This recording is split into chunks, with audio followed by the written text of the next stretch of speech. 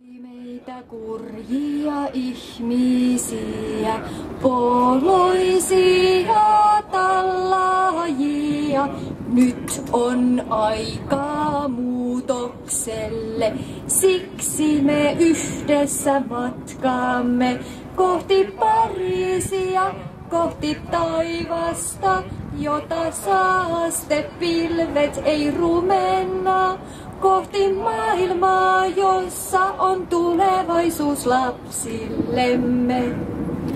Onko ihminen liian ahne?